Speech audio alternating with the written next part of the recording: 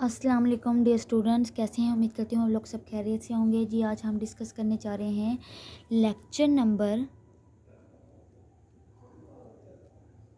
6 और chapter number 6, 9th class biology, nucleic acid. Lecture number 6 है मेरे पास, न्यूक्लिक एसिड। न्यूक्लिक एसिड क्या होती है मैंने आपको पहले ही बताया था। हमारी बॉडी में जो DNA और RNA, अक्सर RNA का वर्ड आप लोगों ने पहली बार सुना होगा, लेकिन DNA का वर्ड आप लोग बचपन से सुनते आ रहे हैं। अक्सर आप लोग टीवी में देखते हैं कि किसी की डेड बॉडी जल जाती है तो वो DNA करवाते हैं या मैच करवाते हैं। किसके बहन भाइयों के साथ मैच कर गया तो ये उनकी DNA के ज़रिए ये सारी होती है। क्यों? क्योंकि DNA में ऐसी क्या चीज़ है जो हम सिर्फ DNA ही करवाते हैं, वो आज हम पढ़ते हैं इस लेक्चर में। न्यूक्लिक एसिड और द बायोमॉलिक्यूल है। बायोमॉलिक्यूल जो मैंने पहले बताया, जो हमारी बॉडी में बनाते हैं, 93% से है हमारी बॉडी में इसकी मकदार।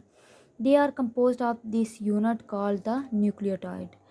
अच्छा, ये न्यूक्लियोटाइड 3 चीज़ों से मिलकर बना है। किससे मिलकर बना है? 3 चीज़ों से।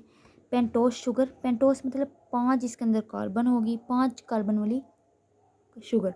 राइबोस भी हो सकती है, डिऑक्सी राइबोस भी हो सकती है। नाइट्रोजनस बेस और फॉस्फेट ग्रुप।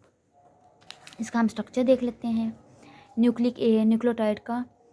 ये पेंटोस शुगर है, 1 2 3 4 5, यानी कि यहाँ भी कार्बन है, यहाँ भी, यहाँ भी, यहाँ भी।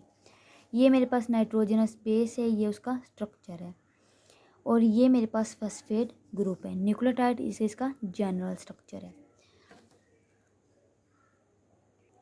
There are 2 types of nucleic acid. DNA, जिसको हम कहते हैं deoxyribonucleic acid. DNA is made up of deoxyribonucleic acid, deoxyribonucleotide. ठीक है। इन दिस न्यूक्लियोटाइड्स, इसमें ये जो न्यूक्लियोटाइड्स है, इस न्यूक्लियोटाइड में दी पेंटोस शुगर इस डिऑक्सी राइबोस है। वाइल जो नाइट्रोजनस बेस है, ये में भी नाइट्रोजनस बेस जो हमने बात की थी 4 तरह की होती है: adenine, thiamine, cytosine and guanine. हाँ, अगर हम RNA की बात करें उसमें तो यूरासिल भी आ जाती है। इन 1953 में 1953 में US बायोलॉजिस्ट जेम्स वैटसन था और उसके ब्रिटिश बायोलॉजिस्ट फ्रैंक क्रिक ने propose double helix model of DNA। इसने पहली दफ़ा यानी कि DNA का स्ट्रक्चर निकाला। अकॉर्डिंग टू दिस मॉडल, इस मॉडल के मुताबिक जो DNA वो डबल हेलिक्स होता है। ये देखें, डबल हेलिक्स है। It is made of 2 strand of nucleotide. 2 strand है, एक ये स्ट्रैंड हो गया और एक ये स्ट्रैंड हो गया। Both strand are coiled around each other. एक दूसरे, जो दोनों स्ट्रैंड है ना, कोइल्ड हुए हैं, एक दूसरे के साथ लिपटे हुए, कोयल की तरह। The nitrogen space of one strand make hydrogen a bond with the nitrogen space of the opposite. अब वो कह रहे हैं नाइट्रोजन स्पेस इधर है, nitrogen space of one strand, एक स्ट्रैंड की नाइट्रोजन स्पेस है, वो हाइड्रोजन बनाती है, हाइड्रोजन बॉन्ड। यहाँ का जो नाइट्रोजन बेस है ना, वो हाइड्रोजन बनाएगी ऑपोजिट स्ट्रैंड के नाइट्रोजनस बेस से। मतलब ये कि एक स्ट्रैंड के अंदर जो नाइट्रोजनस बेस है ना, वो दूसरे स्ट्रैंड के नाइट्रोजनस बेस के साथ हाइड्रोजन बॉन्ड बनाएगी, यानी हाइड्रोजन बॉन्डिंग करेगी। कैसे करेगी? अब इन्होंने ओपन करके देखी है, इतना हिस्सा इन्होंने ओपन किया है। इसके अंदर आप लोगों ने पीछे पढ़ा था, ये पेंटोस शुगर है, ये फॉस्फेट ग्रुप है, ये नाइट्रोजनस बेस है।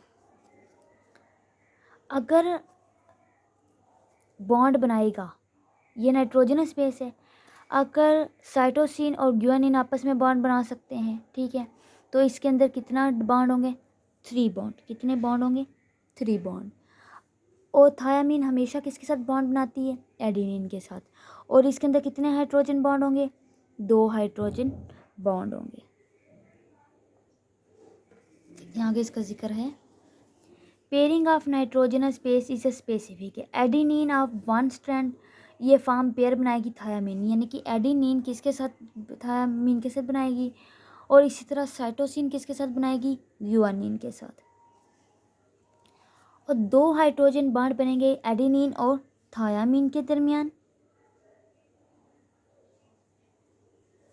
इसी तरह 3 हाइड्रोजन बॉन्ड बनेंगे साइटोसिन ये देखें थीट बना दी मैंने ग्वानिन के दरमियान, ठीक हो गया। फंक्शन क्या है डीएनए का, क्या काम करता है? डीएनए कंटेन है हेरिडिटी इंफॉर्मेशन, इसके अंदर इंफॉर्मेशन है, कौन सी विरासती इंफॉर्मेशन, यानी कि हमारे अंदर जो इंफॉर्मेशन आई है ना वो हमारे पेरेंट्स से आई है हमारे आबाओ जदाद से आई है। This information is in the form of sequence of nucleotide, nucleotides के सीक्वेंस में होती है। दिस जो आपने पहले सीक्वेंस पढ़ा है, दिस सीक्वेंस डिटरमिन मालूम करती है दी order of amino acids during the protein synthesis. Protein मैंने कहा था ना किससे बनती है, अमाइनो एसिड से। ये उसकी अमाइनो एसिड की तादाद यानी उसका सीक्वेंस मालूम करती है। जो सेगमेंट है डीएनए का जो हिस्सा है इन द सीक्वेंस में ऑफ न्यूक्लियोटाइड में डिटरमिन करता है synthesis of protein polypeptide chain.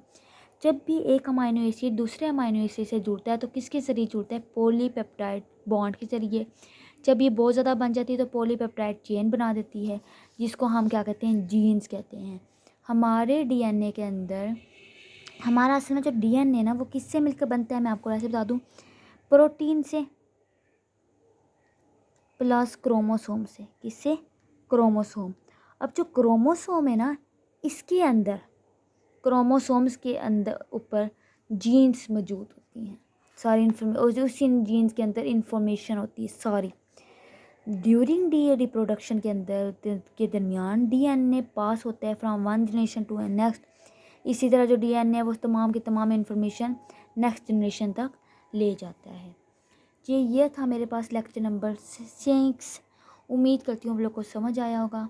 अगर आपको कोई भी कन्फ्यूजन है तो आप लोग मुझे इससे डिस्कस कर सकते हैं। तो फिर हम मिलते हैं नेक्स्ट लेक्चर में, लेक्चर नंबर 7 में। तब तक के लिए इजाज़त दें, अल्लाह हाफिज़।